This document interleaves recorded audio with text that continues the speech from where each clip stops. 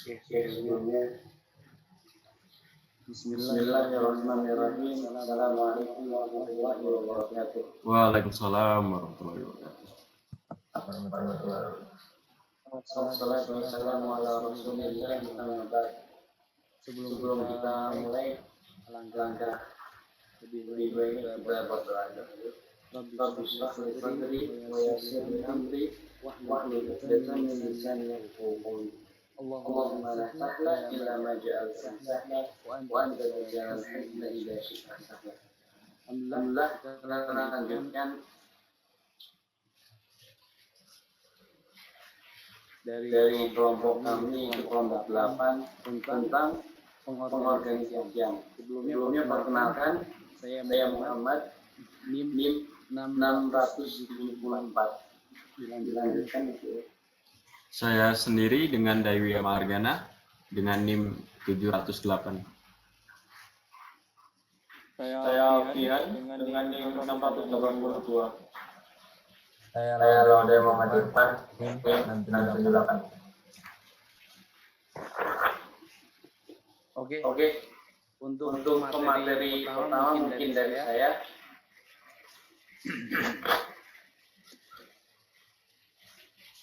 Yaitu kita masuk ke definisi organisasi dan pengorganisasian secara umum.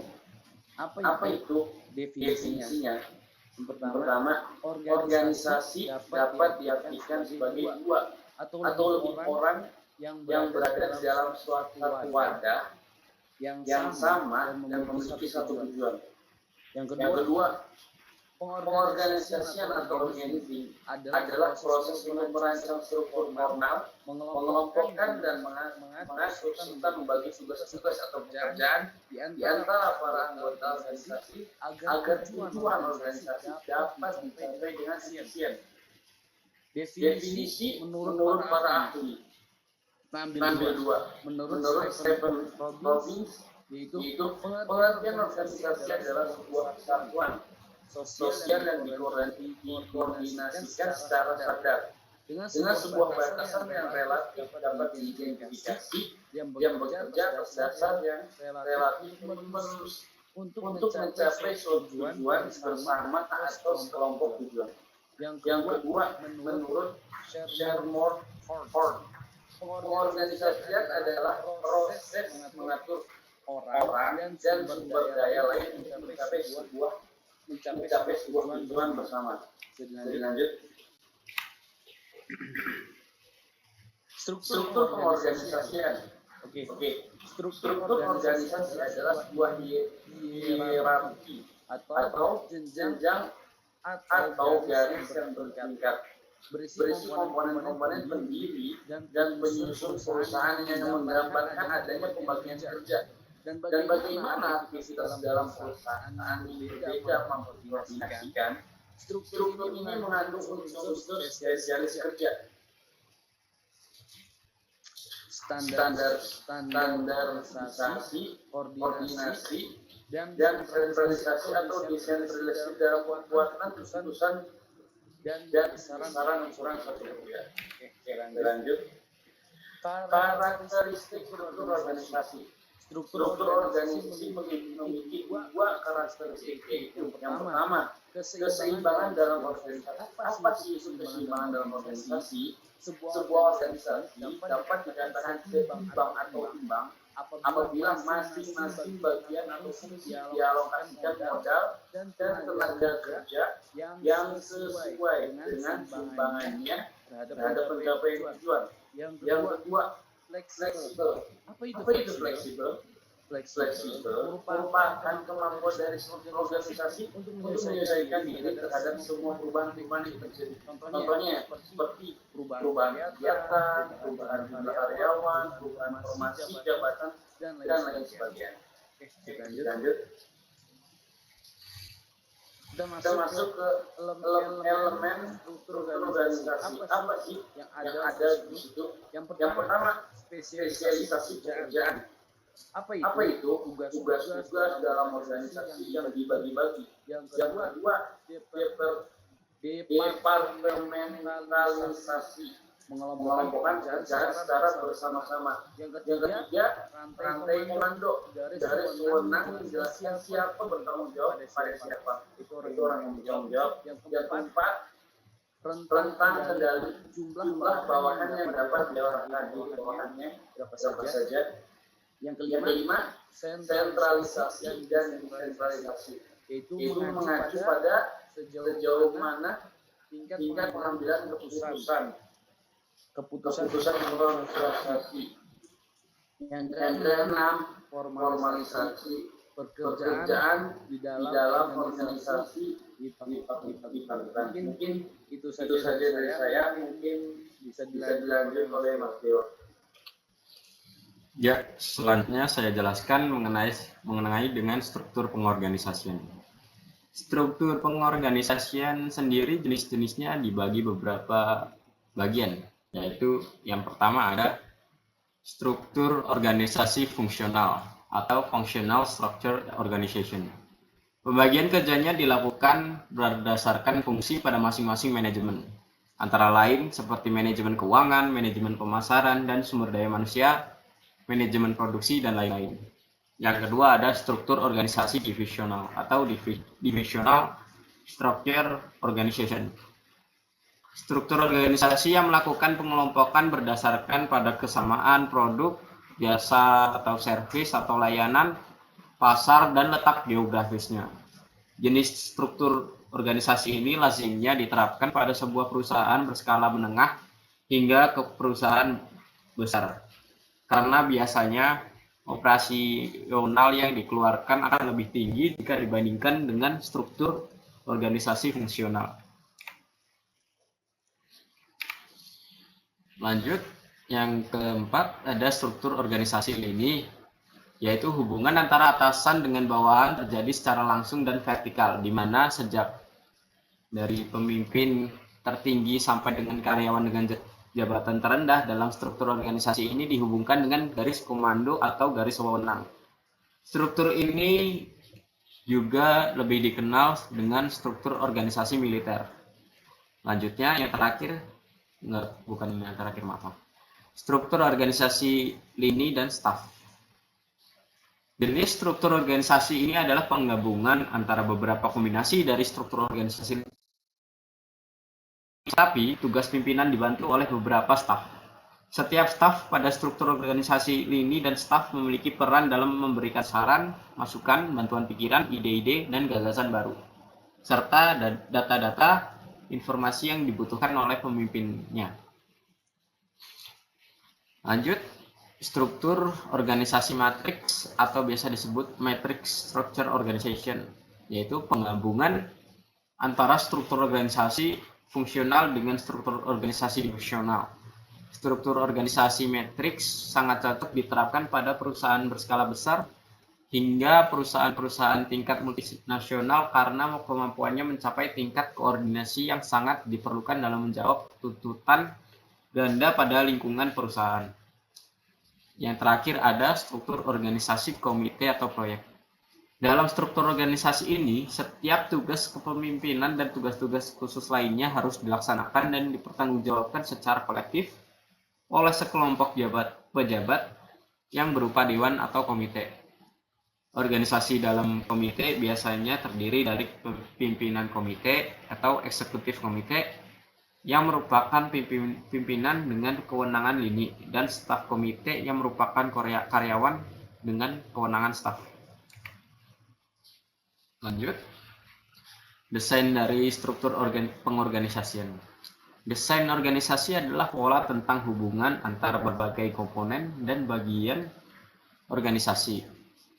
Desain organisasi memberikan kerangka yang menghubungkan wewenang karena struktur merupakan penetapan dan penghubung antar posisi para anggota organisasi.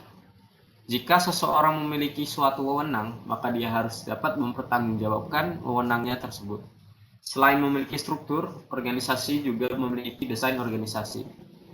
Desain mengandung unsur-unsur spesialisasi kerja, standarisasi, koordinasi, sentralisasi, desentralisasi dalam pembuatan keputusan dan besaran satuan kerja. Pada penerapannya, Model desain organisasi terdiri dari dua model, yaitu desain organisasi mekanistik dan desain organisasi organik. Nah, desain organisasi mekanistik tersebut ada beberapa yang bisa dapat di bagian-bagiannya, yaitu antaranya adalah proses kepemimpinan tidak mencakup persepsi tentang keyakinan dan kepercayaan. Yang kedua, proses motivasi hanya menyadap motif fisik, rasa aman, dan ekonomi melalui perasaan takut dan sanksi. Yang ketiga, proses komunikasi berlangsung sedemikian rupa sehingga informasi mengalir ke bawah dan cenderung terganggu tidak akurat. Yang keempat, proses interaksi bersifat tertutup dan terbatas. Hanya sedikit pengaruh bawaan atas tujuan dan metode departemental. Yang kelima ada proses pengambilan keputusan hanya di tingkat atas keputusan relatif. Proses penyusunan tujuan dilakukan di tingkat puncak original tanpa mendorong adanya partisipasi kelompok. Lalu ada proses kendali dipusatkan dan menekankan upaya memperhalus kesalahan. Ya, sekian dari saya, mungkin bisa dilanjutkan oleh Mas Wihan sendiri. Oke, saya akan melanjutkan presentasi dari Mas Dewa. Model mekanik dibagi menjadi dua, yaitu mekanistik. Pada organisasi yang bermodel mekanistik terdapat ciri-ciri, yaitu adanya tingkat formalisasi yang tinggi, sentralisasi yang tinggi, training atau pengalaman kerja yang sedikit atau tidak terlalu penting, adanya span of control yang lebih lebar, serta adanya komunikasi yang vertikal dan tertulis. Yang kedua, mostly mekanik. Pada jenis organisasi ini terdapat ciri-ciri, yaitu adanya formalisasi dan sentralisasi pada tingkat moderat, adanya training yang bersifat formal atau wajib, span of control yang bersifat moderat, serta terjadi komunikasi tertulis maupun verbal dalam organisasi tersebut.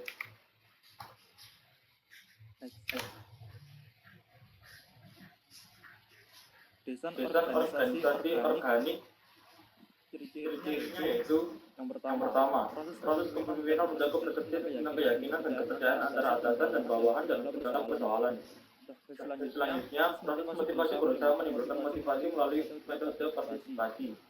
Proses komunikasi berlangsung sedemikian rupa sehingga informasi mengalir secara bebas ke seluruh organisasi, yaitu ke atas, ke bawah, dan ke samping. Selanjutnya, proses interaksi bersifat terbuka dan ekstensif. Baik atasan maupun bawahan dapat mengenali tujuan dan metode departemental. Selanjutnya, proses pengembalian keputusan dilakukan di semua tingkatan melalui proses kelompok. Selanjutnya, proses penyusunan tidak mendorong timbulnya partisipasi kelompok untuk menetapkan sasaran yang tinggi dan realistis. Dan yang terakhir, proses kendali menyebar ke seluruh organisasi dan menekan pemecahan masalah dan pengendalian diri. Next. Model organik dibagi menjadi dua, yaitu organik. Dalam organisasi ini terdapat tingkat formalisasi yang rendah, terdapat tingkat sentralisasi yang rendah, serta diperlukan training dan pengalaman untuk melakukan tugas pekerjaan. Selain itu, terdapat span of control yang sempit, serta adanya komunikasi horizontal dalam organisasi.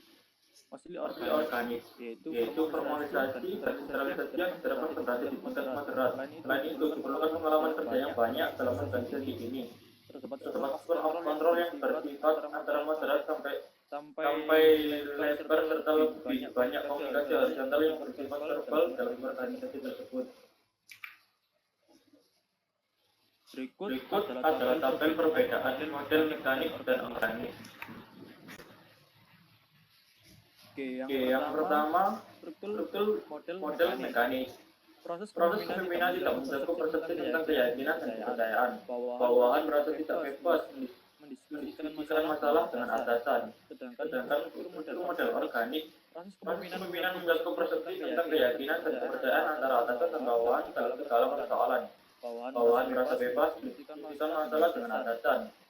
Yang kedua, struktur model mekanik, yaitu proses motivasi hanya menyadap motif fisik, rasa aman, dan ekonomi melalui perasaan takut dan sanksi.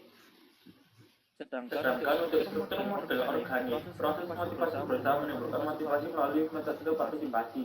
Yang ketiga, Proses komunikasi berlangsung sedemikian rupa sehingga informasi mengalir ke bawah tidak terganggu, bisa akurat, sebenarnya dengan proses ketiga. Sedangkan struktur model organik yaitu proses komunikasi berlangsung sedemikian rupa sehingga informasi mengalir secara bebas ke seluruh organisasi, yaitu ke atas, ke bawah, dan ke samping.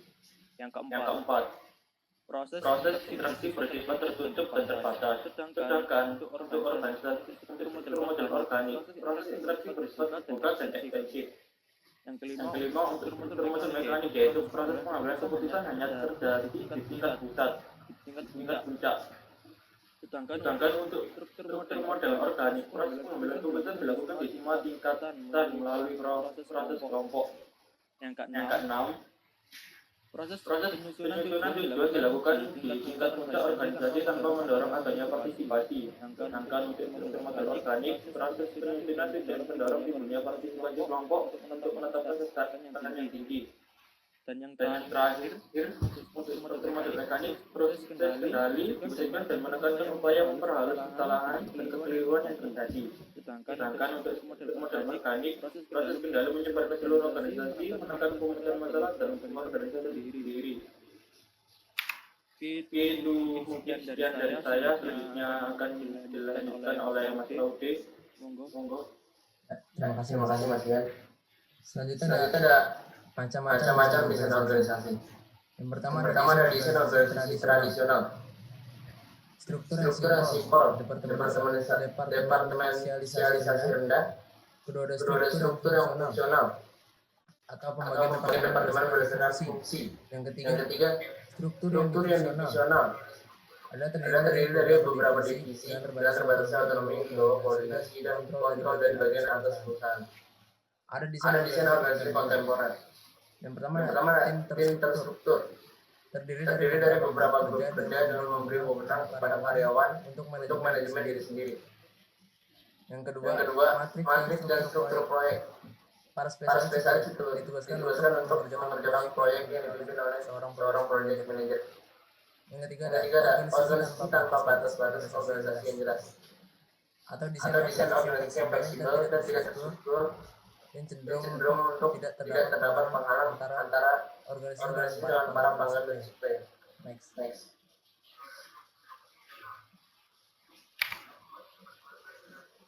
Desain organisasi. Ada struktur sederhana.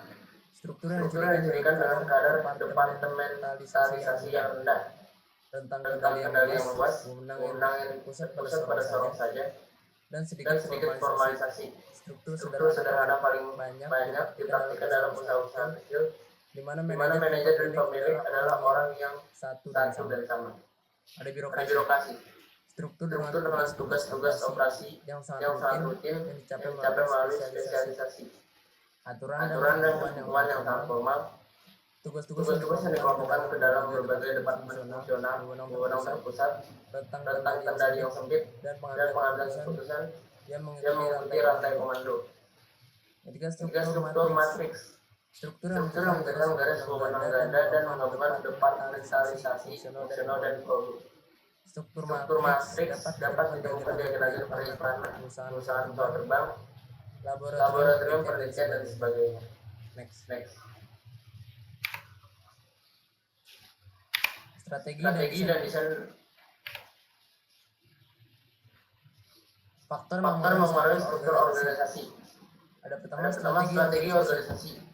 Struktur organisasi dibentuk sebagai jalan untuk mencapai tujuan. Maka struktur organisasi pun selainnya sejalan dengan strategi organisasi. Maka jika terjadi perubahan pada strategi organisasi, akan berdampak pula pada perubahan struktur organisasi. Yang kedua skala organisasi dapat diberikan skalanya menurut berbagai faktor, diantaranya adalah dari jumlah penjualan, pangsa pasar, hingga jumlah tenaga kerja. Yang ketiga ada teknologi. Terkait dengan cara bagaimana suatu pekerjaan dilakukan. Selain itu juga faktor teknologi terkait dengan penggunaan alat-alat bantu dalam sebuah organisasi. Yang keempat lingkungan yang dinamis menuntut organisasi juga untuk menjadi secara dinamis. Proses penyesuaian yang dilakukan oleh organisasi juga termasuk dalam penentuan struktur organisasinya. Strategi dan desain organisasi. Ada strategi generik, Cirinya keunggulan biaya atau cost leadership.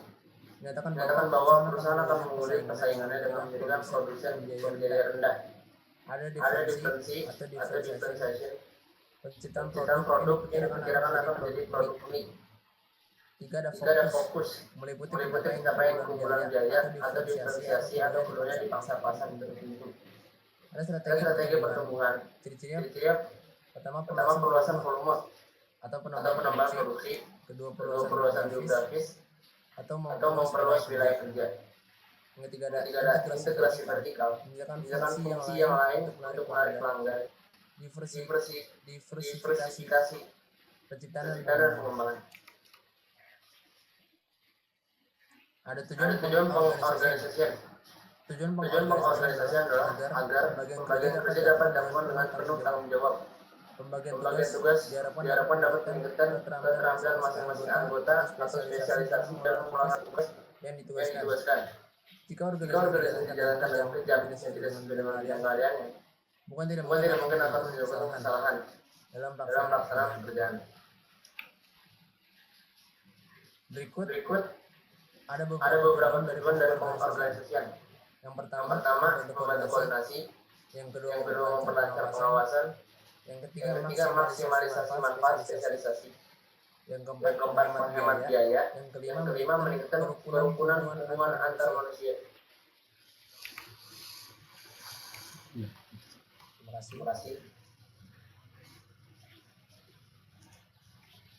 Ya, mungkin sekian presentasi dari kami. Apabila ada kurang dan lebihnya, mohon maaf sebesar. Sekian dari kami. Sekiranya jika ada kesalahan yang merugikan pihak tertentu atau kata-kata yang salah, juga kita mohon maaf sebesar-besarnya lagi. Wassalamualaikum warahmatullahi wabarakatuh. Waalaikumsalam. Waalaikumsalam.